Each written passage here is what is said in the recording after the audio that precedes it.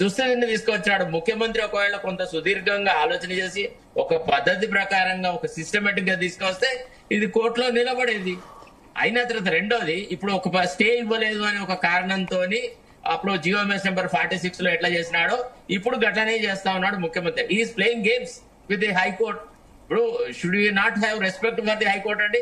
8వ తారీఖు నాడు ఆర్గ్యుమెంట్స్ ఉన్నాయి. తర్వాత హైకోర్టు జడ్జిలు అన్నారు కూడా ఒక వారం రోజులు ఆగుతుంది, 15 రోజులు ఆగుతుంది, ఒక నెల రోజులు ఆగుతుంది. సింగిల్ జడ్జి దగ్గర మీరు ఒక పిటిషన్ వేసేసి ఎక్స్టెన్షన్ తీసుకోండి. ఇంకా ఇంతకన్నా ఎక్కువ సలహాలు ఏ కోర్టు ఇస్తో చెప్పండి ఒకసారి. అంత పూర్తిగా కోర్టు కోఆపరేట్ చేయాలన్నది ఒక వెల్ఫేర్ మెజర్. ఇది మేము స్టే ఇస్తే మీకు అన్యాయం జరుగుతుంది, ఆ జాతులకు అన్యాయం చేయాలనే ఉద్దేశం మాకు లేదు అని అంత ఉదార స్వభావంతో డివిజన్ బెంచ్ అన్నప్పటికి కూడా ప్రభుత్వ పరంగా ఏ రకమైనటువంటి ఇప్పుడు మీరు ఏమంటారు? మీరు అభ్యర్థులకు ఇచ్చే సలహా ఏంది? ఖర్చు పెట్టాలా వద్దా?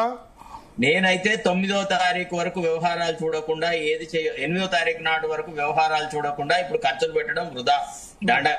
తర్వాత అది కోర్టులో నిలబడదా అని అంటే ముఖ్యమంత్రి యొక్క చిత్తశుద్ధి మీద ఆధారపడుతుందండి. విన్నారా?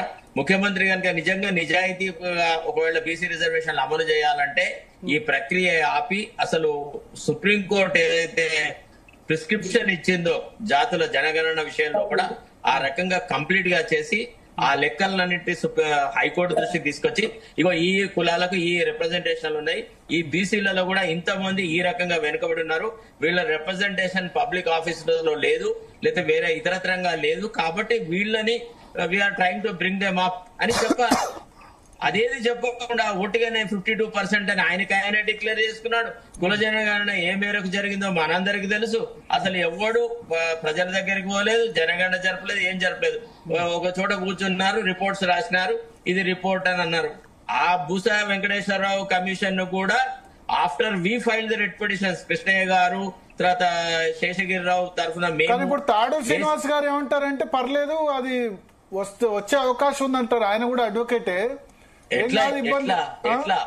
ఎట్లా ఏ కారణంతో వస్తుంది? ఇప్పుడు ఎంబీసీలకు ఏ న్యాయం జరుగుతుంది? ఇప్పుడున్న పద్ధతిలో పోతే ఎంబీసీలకు ఎవరు ఇవ్వాలి ఛాన్సు, ఎవరు అవకాశాలు ఇస్తారు? ఇక్కడ ఎంబీసీసీ తీసి విసిరి పారేస్తా ఉన్నారు. సరే, అది ఎంబీసీలకు సంబంధించి కాకుండా లీగల్ గా ఎంత మేరకు ఇది ఇప్పుడు 8th రోజు, ఎందుకంటే చాలా మంది ఇప్పుడు గవర్నమెంట్ కూడా నామినేషన్స్ 9th పెట్టింది, ఎలక్షన్ కమిషన్ 9th పెట్టింది. సరే, కానీ ముందస్తుగానే ఖర్చు పెడతారు కదా. ఒకటి భరత్, ఇప్పుడు దసరా టైం మీకు తెలుసు, దసరా టైంలో ఊర్లలో నార్మల్ గానే దావతులు నడుస్తాయి. ఈ ఎలక్షన్ అయిన తర్వాత పోటీ చేయాలనుకునే అందరూ క్యాండిడేట్స్ అందరూ చాలా హుషారుగా ఉన్నారు. ఈ రోజు ఎప్పుడైతే రిజర్వేషన్స్ డిక్లేర్ అయినారో చాలా మంది, మేమైతే గ్రామీణ ప్రాంతాల నుంచి వచ్చిన వాళ్ళు చాలా మంది ఎంపీటీసీలుగా కంటెస్ట్ చేసేవాళ్ళు, జెడ్పీటీసీలుగా కంటెస్ట్ చేసేవాళ్ళు, రకరకాల వాళ్ళు మమ్మల్ని అడుగుతున్నారు, సార్ అది నిలబడతా అని. ఇదే 70% పర్కలేట్ అయింది గ్రామీణ ప్రాంతాలలో, ఇది నిలబడదు అనేటువంటి అంశాలు ఉన్నాయి. తర్వాత రెండోది, ఈ జరిగిన రిజర్వేషన్ ఏదైతే నోటిఫై చేశారో ఇది చాలా దారుణంగా జరిగింది భరత్. అసలు బీసీలు ఎక్కువగా బహుళంగా ఉండే, అసలు ఎస్సీల సంఖ్య నాట్ ఈవెన్ 3%, 4% ఉన్న చోట కూడా రాజకీయ వైషమ్యాలతోని అసలు బీసీలకు గతంలో ఉన్న సీట్లను ఎస్సీలుగా మార్చినారు, ఎస్సీలు ఎక్కువగా జనాభా ఉన్న చోట్లనేమో బీసీలు సీట్లు మార్చినారు. అసలు ఒక హేతుబద్ధంగా ఈ రిజర్వేషన్లను నోటిఫై చేయలేదు. ఇది చాలా ఒక పెద్ద అంశం. దీని మీద ఒక చర్చ జరగాలి. అసలు యాక్చువల్లీ హేతుబద్ధంగా ఈ రిజర్వేషన్లు నోటిఫై చేసినారా అనేది. ఓకే. సో దీనివల్ల ఇప్పుడు మీరైతే ఎంత % ఛాన్స్ 8th రోజు? 50-50యా, 70-30యా ఛాన్స్ పరంగా? 30-70 ఎవరెంత బీసీల తరఫున నోరు మొత్తుకొని తలకాయ బద్దలు కొట్టుకున్నా ఇప్పుడున్న సుప్రీంకోర్టు జడ్జిమెంట్ల ప్రకారము ప్రభుత్వం ఆలోచిస్తున్నటువంటి విధానంలో స్టే అనేది ఖచ్చితంగా వచ్చి తీరుతుంది. ముఖ్యమంత్రికి అదే కావాలి. ముఖ్యమంత్రి 30% మాత్రం పొలిటికల్ అడ్వాంటేజ్, 30% మాత్రమే అవకాశం అంతే. ఓకే. సో మనతో పాటు శ్రీనివాస్ గారు ఉన్నారు, సూర్యపల్లి శ్రీనివాస్ గారు ఉన్నారు, చిక్కుడు ప్రభాకర్ కూడా ఉన్నాడు, నిన్న అపియర్ అయినాడు. చిక్కుడు ప్రభాకర్ గారు కూడా వెయిట్ చేస్తున్నారు. చిక్కుడు ప్రభాకర్ గారు ఉన్నారు, అట్లాగే బాలరాజ్ యాదవ్ గారు బీఆర్ఎస్ నుంచి కూడా జాయిన్ అయ్యారు. సో శ్రీనివాస్ గారు నమస్తే. ఏంటి మీ స్టాండ్ ఏంటి? ఎంబీసీల గురించి ఫైట్ చేస్తున్నారు కదా ఈ వ్యవహారంలో. ముందుగా జీ తెలుగు న్యూస్కు మీకు ధన్యవాదాలు. ఎందుకంటే మా ఎంబీసీ గొంతు వినిపించడానికి ఒక అవకాశం ఇచ్చినందుకు. అయితే ఫస్ట్ టైం నేను ఒక స్టూడియో నుండి ఒక విషయం నాకు తెలిసింది ఏంటంటే ఎంబీసీలు వేరు సంచార జాతులు వేరు అనే ఒక ఇన్ఫర్మేషన్ ప్రభుత్వానికి పోవాలి.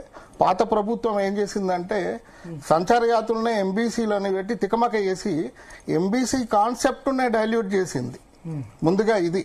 తర్వాత నేనేం చెప్తున్నా అంటే ఇక్కడ మాట్లాడేటప్పుడు మనం కాన్స్టిట్యూషనల్ లాంగ్వేజ్ మాట్లాడితే బాగుంటుందని నేను కోరుకుంటున్నా. చాలా మంది అణగారిన వర్గాలు ఇట్లాంటి కొన్ని వాడుతున్నారు. ఇప్పుడు నిజంగా మీనింగులు కనుక తీస్తే ఎవరు అణగారిన వర్గాలు అవుతారు ఏదైతుంది అనేది తెలుస్తుంది. ఈడబ్ల్యూఎస్ అంటే అర్థం ఏందో మరి చూడాలి మరి తెలుగులో. అంటే అందుకనే మన అందరం కూడా కాన్స్టిట్యూషనల్ లాంగ్వేజ్ మాట్లాడుకుంటే బాగుంటుంది, అది గౌరవించినట్టు ఉంటుంది. అందుకోసమే నేను ఆ లాంగ్వేజ్ మాట్లాడమని మా అక్కడ ఉన్న పెద్దలందరికీ ముఖ్యంగా మా తాడూరు సీనన్నకు అందరికీ చెప్తున్నాను. ఇప్పుడు ఎంబీసీ కాన్సెప్ట్ అని ఎందుకు మాట్లాడుతున్నాము అంటే కామారెడ్డి డిక్లరేషన్ లో కాంగ్రెస్ పార్టీ ఉపవర్గీకరణ చేస్తుందని చెప్పింది. అదే యాజ్ ఇట్ ఈజ్ గా 42% ఇచ్చి ఉపవర్గీకరణ చేయమని మనం అడుగుతున్నాం. ఉపవర్గీకరణ చేయడంతో ఎంబీసీ కులాలకు సంచార జాతి కులాలకు పొలిటికల్ రిప్రజెంటేషన్ వస్తుంది అని మా యొక్క వాదన. ఇప్పుడు నిజంగా కనుక ఇప్పుడు మనం ఈ లోకల్ బాడీ ఎలక్షన్ల వరకే కనుక ఆలోచిస్తే మనం ఫెయిల్ అవుతాం. ఎందుకంటే ఇప్పుడు మనం ఒక మంచి పని అనేది ఒకటి తీసుకున్నది కాంగ్రెస్ పార్టీ, మంచి చేయడం కోసం తీసుకుందా పొలిటికలైజ్ చేయడం కోసం తీసుకుందా తెలియదు. కానీ ఒక చర్చ లాస్ట్ 10 సంవత్సరాల నుండి గత 10 సంవత్సరాల నుండి బీసీల మీద ఒక చర్చ జరుగుతుంది రాష్ట్రం మొత్తంలో. ఈ అవకాశాన్ని కనుక ఉపయోగించుకొని పర్ఫెక్ట్ అనాలిసిస్ కనుక చేయాలనేది ఒక నా ఆశ. రేపు పొద్దున కోర్టుకు పోతే అది నిలబడాలి. కోర్టుకు పోయినప్పుడు నిలబడాలి అంటే సర్వే జరిగింది, ఇప్పుడు మళ్ళీ సర్వే చేయడం అనేది జరగదు. కాబట్టి జరిగిన సర్వేను ప్రాపర్ గా అనాలిసిస్ చేసి ఏ కులాలు పొలిటికల్ గా బ్యాక్వర్డ్నెస్ లో ఉన్నాయి అని వాటిని లోకల్ బాడీలో తీసుకొచ్చి, ఏ కులాలు విద్యాపరంగా సామాజికంగా వెనుకబడినాయని ఆ రెండో జీవో ఉంది కదా విద్యా ఉద్యోగ రంగాల రిజర్వేషన్ కు సంబంధించినప్పుడు అలా చేస్తే అది నిలబడుతుంది. తర్వాత నేను మా బీసీ పెద్ద నాయకులు మా పెద్దన్నలందరికీ ఒక రిక్వెస్ట్ ఏం చేస్తున్నా అంటే అసలు నిజంగా 42% రావాలంటే మా సంచార జాతుల ఎంబీసీల పొలిటికల్ బ్యాక్వర్డ్నెస్ ద్వారానే మీకు 42% వస్తుంది. కాక మొత్తంగా బీసీలు కనుక చూస్తే 42% కూడా రాదు. మళ్ళీ ఇంకొకటి అప్పుడు చిక్కుడు ప్రభాకర్ అన్న ఎందుకు రాదంటే దాంట్లో తీసుకోవాల్సిన పారామీటర్ ఏంటంటే ఫస్ట్ అడిక్వేట్ రిప్రజెంటేషన్ ఉంటుంది. ఎస్సీ ఎస్టీల లాగా మాది ప్రపోర్షనేట్ రిప్రజెంటేషన్ కాదు, జనాభా ప్రకారం కాదు. కాకపోతే జనాభా అనేది ఒక ఫ్యాక్టర్. జనాభా ఫ్యాక్టర్ తీసుకొని సోషో పొలిటికల్ పారామీటర్ తీసుకున్నప్పుడే ఆ పొలిటికల్ బ్యాక్వర్డ్నెస్ ని ఎస్టాబ్లిష్ చేసినప్పుడే మనం ఎన్హాన్స్ చేసుకోవడానికి వీలైతుంది. అది మనం దృష్టిలో పెట్టుకోవాలి. తర్వాత మీకు ప్రజాస్వామ్యంలో మనం అందరం 56% అని అనుకుంటున్న బీసీ అందరము ఈ బీసీల అందరి గురించి ఆలోచించాలి. నేను ఏం రిక్వెస్ట్ చేస్తున్నా అంటే మా పెద్ద బీసీలతో ఒకటే రిక్వెస్ట్ చేసేది ఏంటంటే మీరు ఎమ్మెల్యేలుగా ఎంపీలుగా పోటీ చేయండి.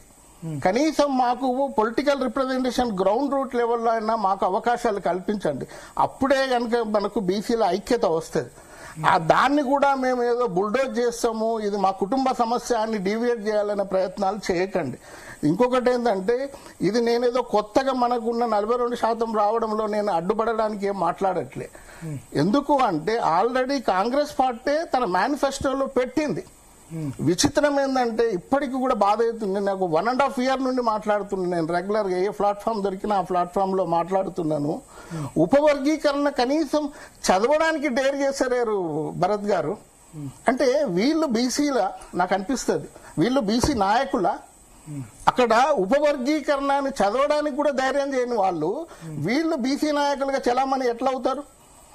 నేను ఒకటే అడుగుతున్నా, మేము బీసీలు ఎంబీసీలు సంచార జాతులు బీసీలు కాదనుకుంటే మీరు క్లెయిమ్ చేస్తున్నట్టు 56% ఎట్లయితారు? మీరు ఎట్లా 56% మీరు క్లెయిమ్ చేయగలుగుతారు? అందుకనే పెద్ద మనసుతోని పెద్దరికంగా మాట్లాడడం, పెద్దరికంగా ఆలోచించడం నేర్చుకోవాలని నేను చెప్తున్నాను. 75 సంవత్సరాల నుండి కూడా దాదాపుగా 100 పై కులాలకు మినిమం అసెంబ్లీ మెట్లకెళ్ళే చిన్న కార్పొరేషన్ చైర్మన్ కాని కులాలు కూడా ఓర్చుకొని ఉన్నాయి. కానీ ఇప్పుడు ఒక కులానికి ఏదో మంత్రి పదవి రాలేదని వాళ్ళ కుల సంఘాలు మీటింగులు పెట్టుకొని బుల్డోజ్ చేసుకుంటూ, నేను అడుగుతున్న తెలంగాణ రాష్ట్రం మనం ఎందుకు తెచ్చుకున్నాం? తెలంగాణ రాష్ట్రం తెచ్చుకున్న తర్వాత కార్పొరేషన్లు, కులవృత్తులపై ఉన్న కార్పొరేషన్లు, ఫెడరేషన్స్కు పాలక మండలి వేయకుండా ఒక్క బీసీ నాయకుడు అడిగాడు. కనీసం కరోనాలో కులవృత్తుల వాళ్ళు చనిపోతే మాట్లాడిన పరిస్థితి లేదు. ఇప్పుడు మనం ఈ 42%తోనే పెద్ద బీసీలలో ఒక ఐక్యత వస్తుంది అనుకుంటున్నారా? దీన్నే పెద్ద ఎజెండాగా తీయాలనుకుంటున్నారా? కాకపోతే ఇక్కడ వాయిస్లెస్ పీపుల్ అందరికీ అర్థమవుతుంది. మీరు ఈ 42% తీసుకొని మేమేదో ఎంజాయ్ చేయాలనే మనస్తత్వాన్ని మార్చుకోండి, నేను రిక్వెస్ట్ చేస్తున్నాను. ఎందుకంటే మన అందరం బీసీలం కలవాలంటే, ఒక అన్నదమ్ములా కలవాలంటే ఒక సాక్రిఫైస్ నేచర్ ఉండాలి. ఒక సాక్రిఫైస్ నేచర్ ఉన్నప్పుడే బీసీలుగా మనం ముందు రాగలుగుతాం. లేదు, ఒకసారి మాట్లాడేటప్పుడు బీసీలమని మాట్లాడతారు, ఇక్కడికి వచ్చేసరికి కులాలుగా ఆలోచిస్తారు. అంటే ఈ మనస్తత్వాలు, సంకుచితమైన మనస్తత్వాలు మారితేనే బీసీలలో ముందు పోతాం. ఇక కాంగ్రెస్ పార్టీ అంటారా, బీసీల మధ్యలో కూడా తమాషాలు చేస్తుంది. తమాషాలు చేసుకుంటూ అసలు ప్రొసీజరల్ డిలేనే మొత్తంగా ఉంది. అసలు ఎట్లాంటి అనాలిసిస్ చేయలేదు. ఎట్లాంటి అనాలిసిస్ చేయకుండా, ఇన్ఫరెన్సెస్ చేయకుండా గోప్యంగా పెట్టాల్సిన అవసరం ఏమున్నదండి? కులగణన మీరు చేసిందని అనుకున్నాం, కుల సర్వే చేసిందని అనుకున్నాం, కాసేపు ఒక vested interest of the BC చేసిందని అనుకుంటున్నాం. మీరు ఎందుకు పబ్లిష్ చేయలేదు? పబ్లిష్ చేయండి. నేను అడుగుతున్న కాంగ్రెస్ పార్టీలో ఉన్న బీసీ నాయకులంతా ఏం చేస్తున్నారు? 1-2 కులాలకు మంత్రి పదవులు ఇవ్వగానే బీసీలందరికీ ఇచ్చినట్ట కాదు కదా. అట్లా కాకుండా ఎన్నో సమస్యలు ఉన్నాయి. అట్లాంటి బీసీ సమస్యలన్నిటిని కూడా మాట్లాడలేకపోతున్నారు. నేను మళ్ళీ చెప్తున్న, కాంగ్రెస్ పార్టీలో కావచ్చు, ఇతర పార్టీల్లో ఉండొచ్చు బీసీ నాయకులు, మీరు ముందు వరుసలో ఉండొచ్చు, నేను కాదనట్లేదు. ముందు వరుసలో ఉన్న వాళ్ళకు ముందు ఆ ఫలాలు అందుతాయి, నేను తప్పు పట్టట్లేదు. కానీ ఆ ఫలాలు కింది వరకు చేరాలనే ఒక ఆలోచన కూడా ఉండాలి. కాంగ్రెస్ పార్టీ చేస్తున్నంత నాటకాలు నేను అడుగుతున్నా అండి, మీరు జంతర్ మంతర్ దగ్గర పోయి ధర్నా చేయాల్సిన అవసరం ఏముంది? మీకు మినిమం అది లేదా, లీగల్ నాలెడ్జ్ లేదా? 285A ముందు అబోలిష్ చేయాలని 2 జీవోలు తీసుకొచ్చారు March 17, 2025లో. దాంట్లో తప్పుల తడకలు, దాంట్లో రాజకీయం అంతా పెట్టారు. 2 బిల్లులలో, ఒక బిల్లు లోకల్ బాడీలకు సంబంధించి, 2వ బిల్లు విద్యా ఉద్యోగ రంగాలకు సంబంధించి. డెఫినేషన్సే సరిగా పెట్టలేదు.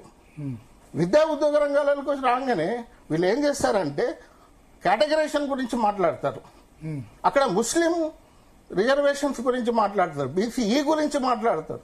బీసీఈ వాళ్ళు బాగున్నారా, బీసీఏ వాళ్ళు బాగున్నారా? ఒకసారి చర్చలకు పోదాం, చర్చ పెడదండి. నేను ఒకటే అంటున్నా, మొట్టమొదలుగా మీరు పబ్లిష్ చేయండి, మీ డేటాను పబ్లిష్ చేయండి, మీ రెఫరెన్సెస్ డేటాను మీరు ఏం అరైవ్ అయిండ్లు మరి పెట్టండి.